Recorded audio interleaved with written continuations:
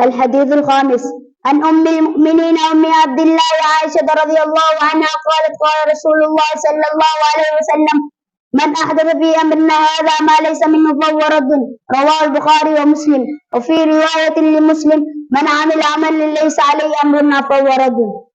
رضي الله عنه أن رسول الله صلى الله عليه وسلم قال من كان يؤمن بالله واليوم الآخر فليقل خيرا أو ليصمت ومن كان يؤمن بالله واليوم الآخر فليكرم جاره ومن كان يؤمن بالله واليوم الآخر فليكرم ضيفه. رواه البخاري ومسلم.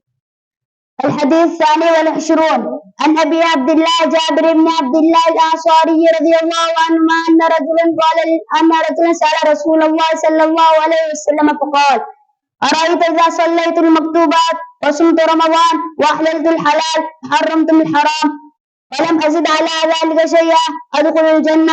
قال نعم. رواه مسلم.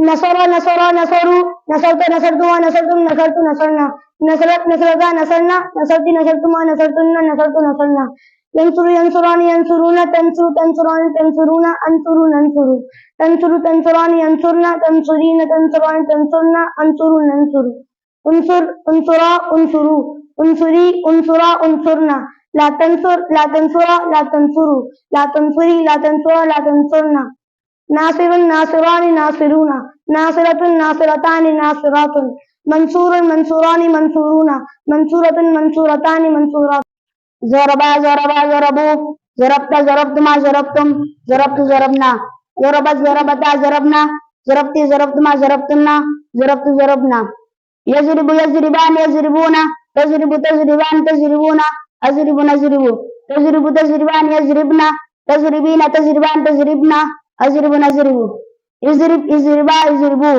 اضربي اضربا اضربنا لا تضرب لا تضربا لا تضربوا لا تضربي لا تضربا لا تضربنا.